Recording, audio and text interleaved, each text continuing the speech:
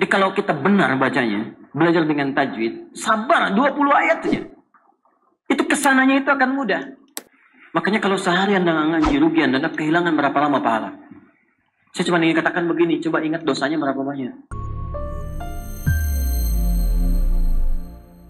Sekarang pertanyaan besarnya, Ustaz kami sudah paham, Quran itu pedoman. Kami yakin Quran bimbingan. Kami yakin Quran bisa membawa pada kemakmuran.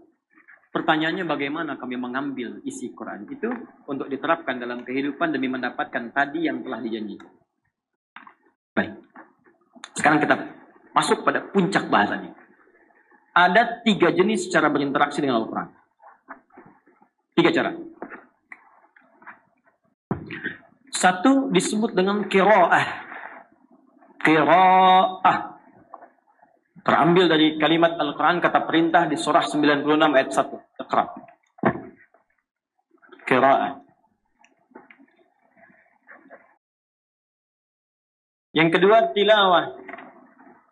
Terambil di antaranya kata perintah di Quran surah ke-29 ayat 45. Utslu ma uhiya ilaika minal kitab.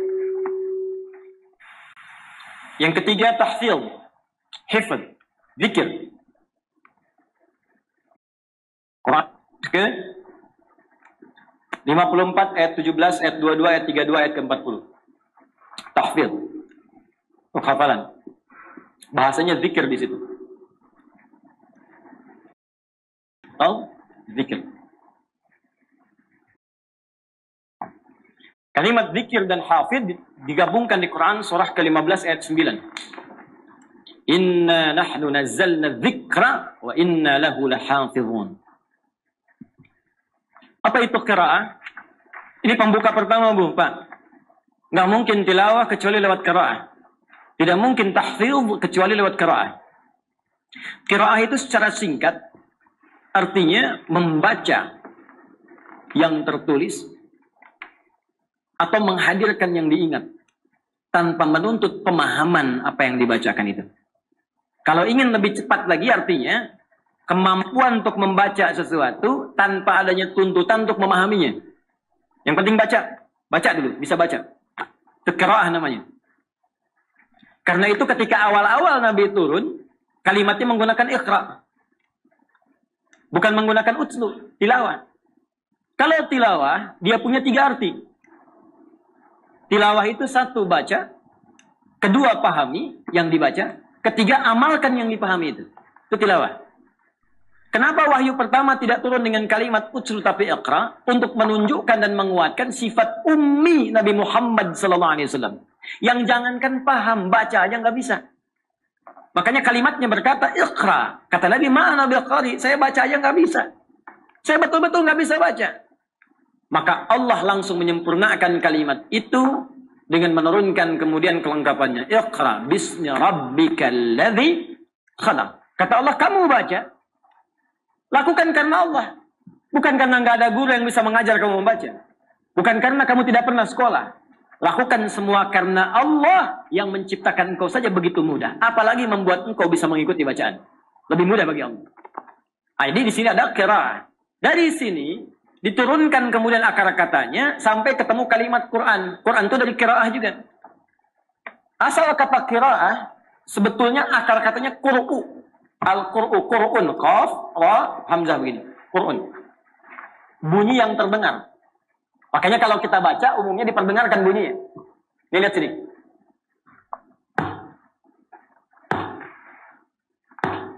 Kedengaran? Quran.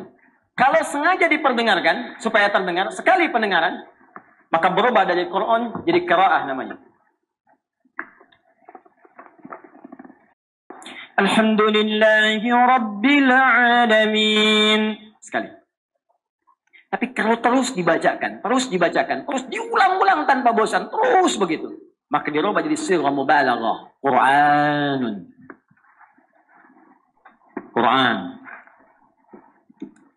Kalau ingin diberikan kekhususan, yang ini bukan yang lain.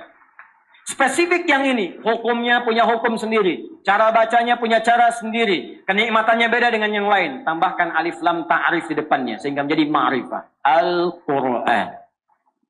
Kenapa disebut dengan Al-Quran? Karena kitab ini, kitab yang dijamin oleh Allah akan terus dibacakan oleh siapapun yang beriman kepada Allah tanpa pernah bosan. Dan dia punya hukum sendiri, punya cara sendiri, dan punya iramanya tersendiri. Makanya orang jahiliyah pun, walaupun mereka paham irama sampai 16 rumus, tidak pernah menggunakan irama mereka untuk dibacakan Al-Quran. Contoh, madid, mufa'alatun, mufa'alatun, fa'ilatun. Jadi syair. Tala'al badru alaina min thaniyatil wada'. Tapi mereka nggak pernah gunakan itu untuk baca Al-Quran. Anda pernah dengar nggak orang Arab baca Quran begini? Wadduha wal laili idza saja. Nggak ada. Padahal mereka yang punya iramanya. Makanya nggak bisa irama tertentu dipakai baca Quran. Itu mustahil. Nggak mungkin dan rasanya akan nggak enak. Kalau mau coba-coba ya silakan saja. Cuman sholatnya bubar. Imam di Jogja, Nurul Asri, membaca Al-Fatihah menggunakan versi Manuk Dadali. Iyyaka na'budu wa iyyaka nasta'in. Bubar sholat.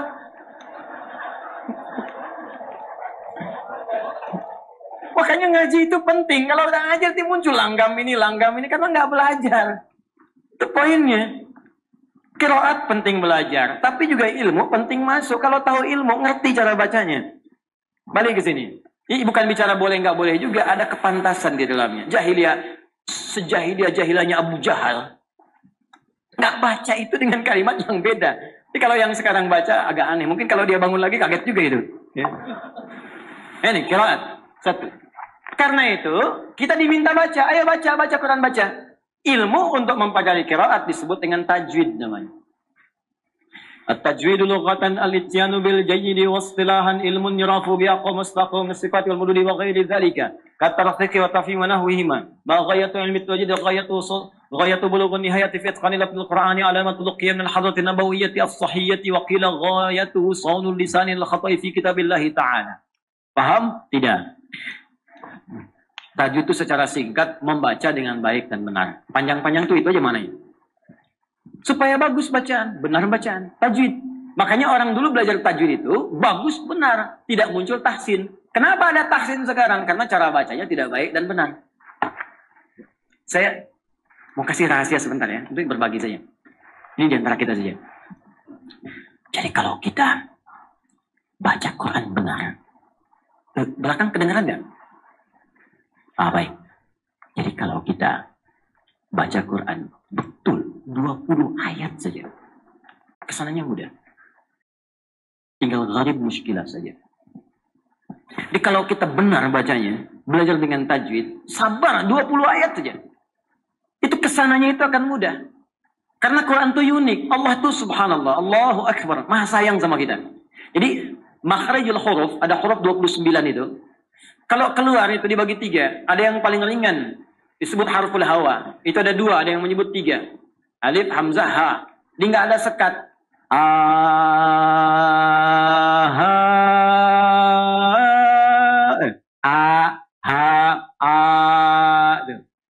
Nggak ada sekat. Disekat di sini.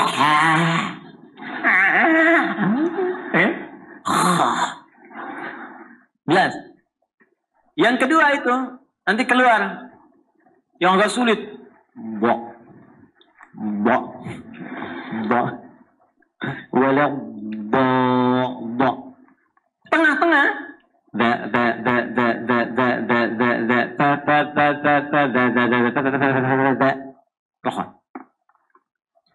Perhatikan keindahannya. Begitu kita baca Quran surah Al-Fatihah, dari mulai udah di sini hawa sampai ke lisan, sampai ke bibir. 3 ini disingkat dengan 3 huruf, alif, lam, dan mim. Alif dari hawa, lam sampai ke lidah, mim sampai ke bibir. Dari segi tajwid, bukan tafsir. Setelah itu dimulai dengan pertengahan. Dha. Alif, lam, mim. Dha. Dzalikal kitabu la raiba fih. Dha. Dibiasakan lisan. Asalnya gini, dha, lidahnya nggak keluar. Tapi kalau mau mulai gampang, keluarin dulu dikit. Tutup. Nah,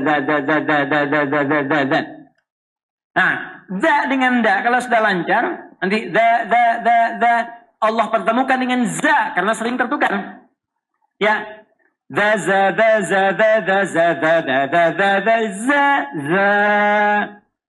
Karena kalau nanti nggak lancar, baca idza ja ketukar-tukar.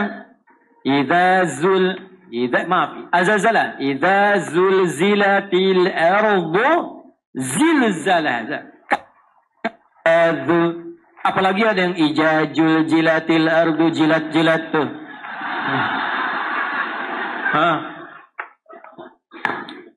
Lihat sini, setelah za-nya lancar, dipindahkan zi. Ayat 3-nya. Alladzina yu'minuna bil ghaib. Dadi. Setelah za dengan zi lancar, ketemu za. Alladzina yu'minuna bil ghaibi wa yuqimuna as-salata wa mimma razaqnahum. Za. Setelah lancar za, zi dipertemukan dengan zi. Ayat 4. Walladzina yu'minuna bima unzila ilaih.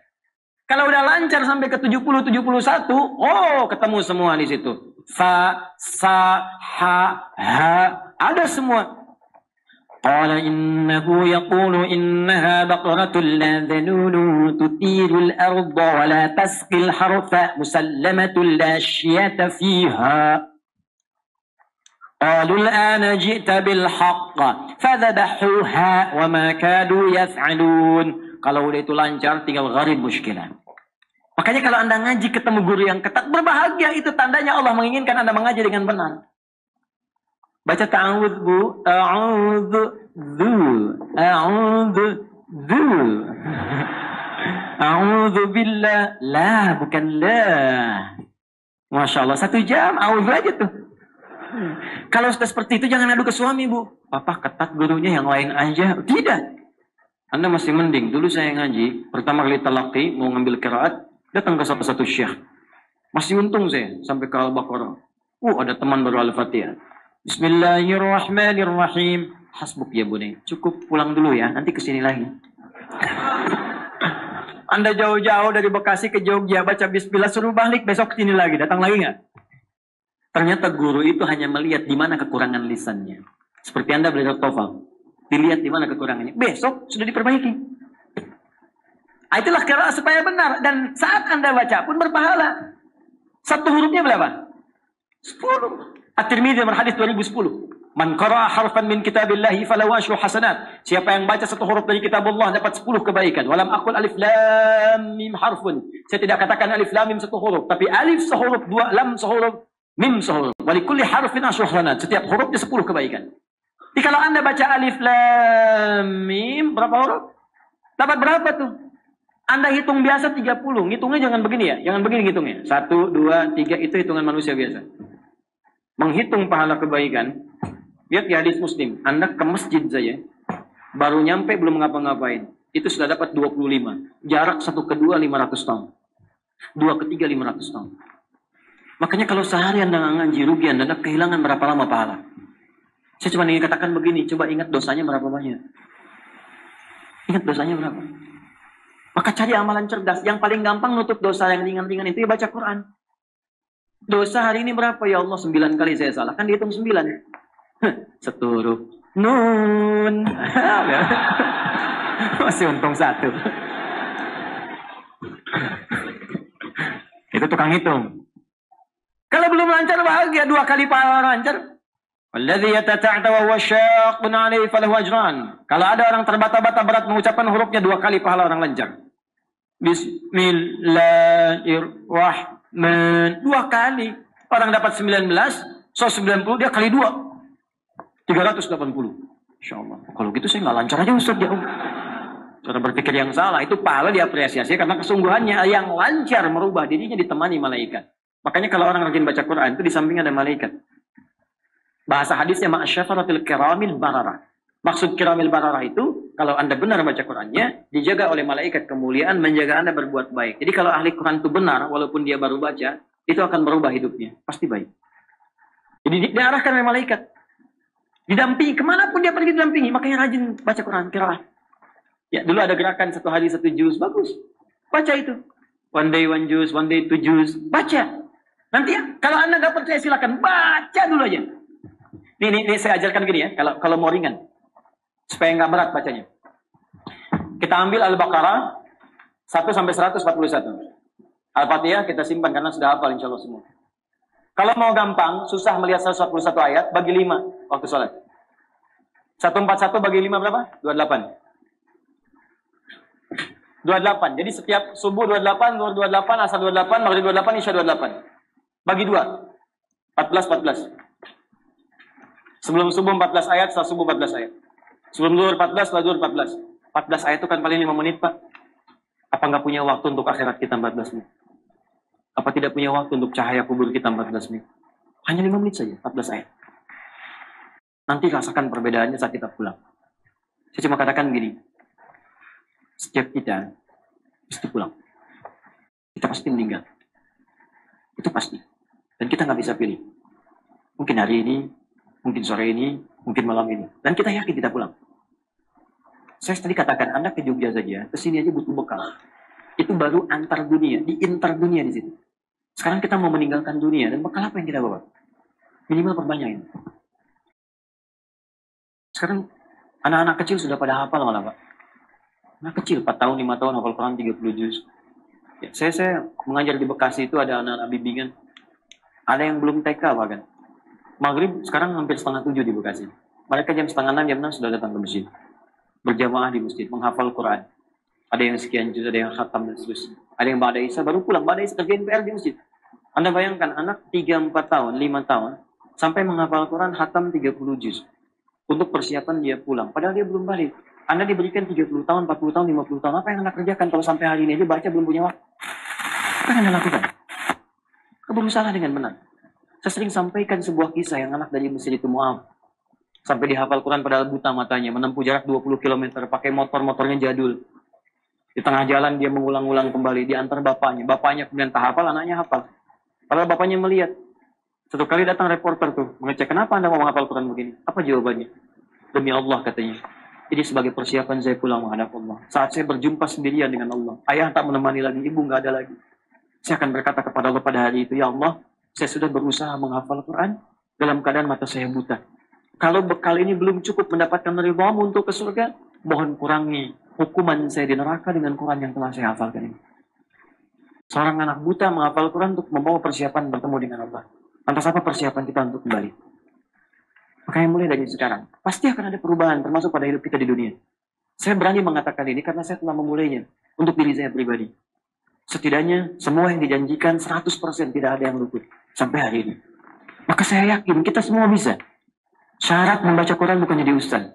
Cukup kita beriman pada Allah, maka orang beriman pasti akan bersentuhan dengan Al-Quran. Walladzina yu'minuna bima unzila ilaik. Apa yang diturunkan pada Nabi Muhammad? Al-Quran. Bikin waktu dari sekarang, bikin kurikulum.